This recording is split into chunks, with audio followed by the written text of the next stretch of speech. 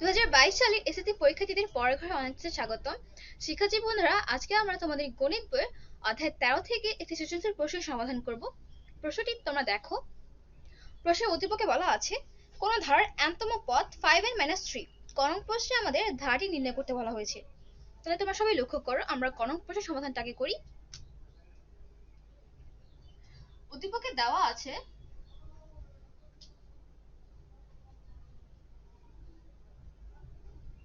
nতম পদ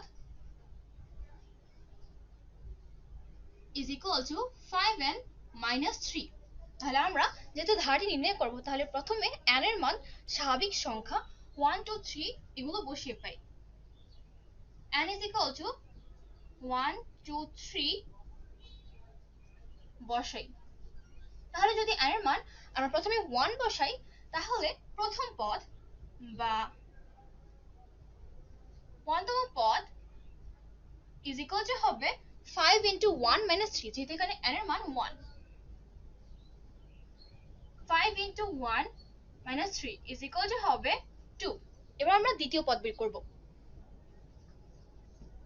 দ্বিতীয় পদ হবে 5 into 2 minus 3, যেহেতু এখানে n এর মান 2, তাহলে 5 into 2 is equal to 10। 10 minus 3 এর মান হবে 7।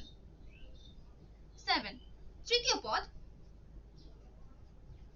is equal to হবে 5 into 3 minus 3 is equal to 15 minus 3 is equal to হবে 12।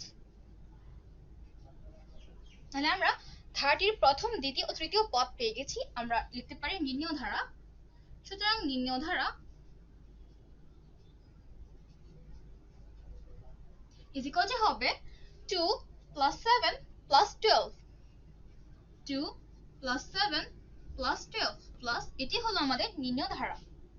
আমরা দেখতে পাচ্ছি ধারাটি একটি সমান্তর ধারা, যেহেতু প্রত্যেকটা পদের অন্তর সমান। এখানে দেখো 7 minus 2 এর মান হবে 5, 12 minus 7 এর মান হবে 5। তাহলে ধারাটি একটি সমান্তর ধারা। কনক প্রশ্নের সমাধান।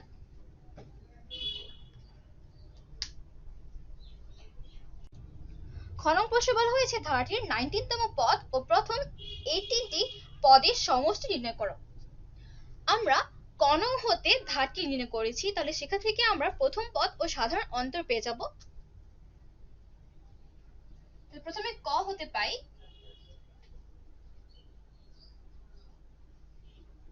প্রথম পদ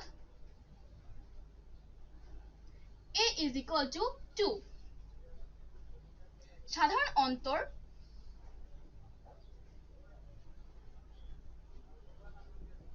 d is equal to হবে দ্বিতীয় পদ বিয়োগ প্রথম পদ 7 minus 2। এর মান আমরা পাবো 5। আমাদের বের করতে বলা হয়েছে 19তম পদ। আমরা সমান্তর ধারার nতম পদের সূত্র জানি a plus n minus 1 into d। তাহলে এখানে আমরা 19তম পদ বের করব। সুতরাং সমান্তর ধারাটির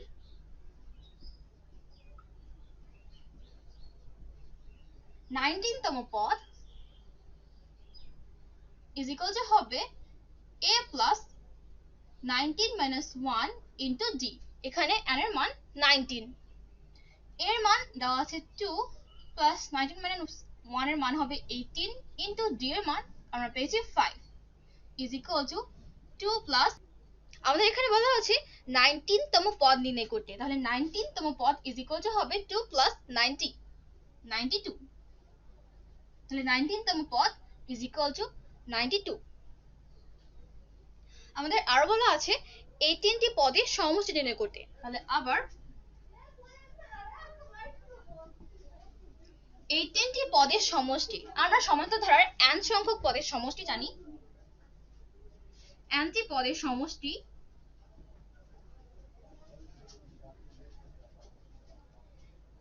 nটি পদের সমষ্টি Sn is equal to আমরা জানি n by 2 into 2a plus n minus 1 into d।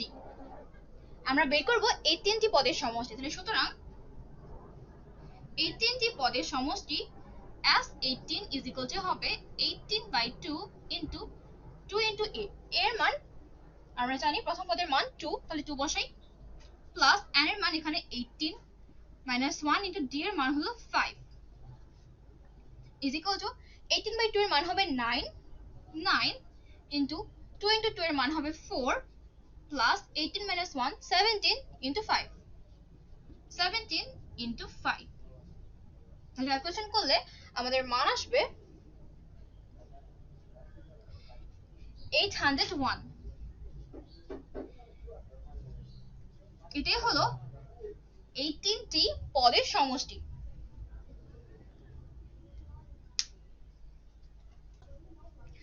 গণক প্রশ্নে বলা হয়েছে প্রাপ্ত ধারার সাধারণ অন্তরকে প্রথম পদ ও প্রথম পদকে সাধারণ অনুপাত ধরে একটি নতুন ধারা তৈরি করো এবং নতুন ধারার প্রথম 13টি পদের সমষ্টি নির্ণয় করো। এখানে লক্ষ্য করো বলা আছে প্রাপ্ত ধারার সাধারণ অন্তরকে প্রথম পদ ধরতে, তাহলে আমরা প্রাপ্ত ধারার সাধারণ অন্তর পেয়েছিলাম 5, তাহলে গণকে সমাধানে আমরা যে নতুন ধারাটি তৈরি করব সেই ধারার প্রথম পদ হবে 5। আমরা লিখতে পারি প্রশ্ন মতে প্রথম পদ a is equal to 5 এবং সাধারণ অনুপাত বলা হয়েছে প্রথম পদকে ধরতে, তাহলে প্রথম পদ আমরা পেয়েছিলাম 2 আর এখানে সাধারণ অনুপাত হবে 2। সাধারণ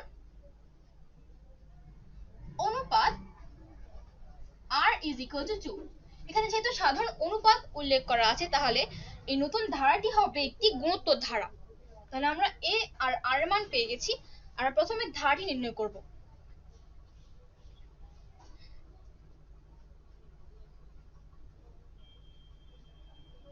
তাহলে প্রথম পদ a is equal to 5 এবং সাধারণ অনুপাত r equal to 2 নিয়ে নির্ণেয় ধারা হবে নির্ণেয় গুণোত্তর ধারা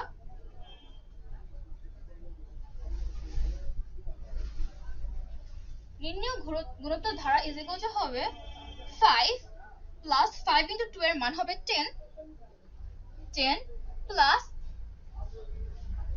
10 into 2 এর মান হবে 20 প্লাস 20 into 2 এর মান হবে 40। তাই এই হলো নির্ণেয় ধারা, নির্ণেয় গুণোত্তর ধারা।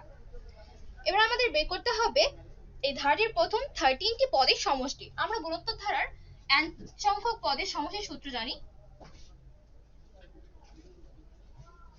আমরা জানি গুণোত্তর ধারার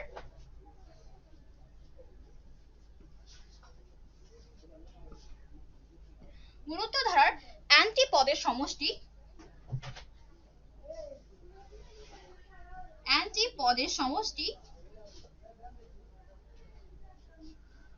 as n is equal to, আমরা এখানে যে সূত্রটি প্রয়োগ করব সেই সূত্রটি হলো a into r to the power n minus 1 divided by r minus 1। যেহেতু এখানে r এর মান 1 থেকে বড়, r এর মান সাধারণ অনুপাতের মান এখানে 2 দেওয়া আছে যা 1 থেকে বড়, তাই আমরা এই সূত্র এখানে প্রয়োগ করব। আমরা বের করব 13টি পদের সমষ্টি। তাহলে এখানে হবে s13 is equal to হবে এর মান 5 into r এর মান 2 to the power 13 minus 1 divided by 2 minus 1 is equal to হবে 5 into 2 to the power 13 minus 1 is equal to এখানে 2 to the power 13 এর মান হবে 2 to the power 13 এর মান হবে 8192 minus 1 is equal to 5 into 8191, তাহলে এর মান হবে 40955। তাহলে এই হলো প্রদত্ত গুণোত্তর ধারার 13টি পদের সমষ্টি। গণক প্রশ্নের সমাধান।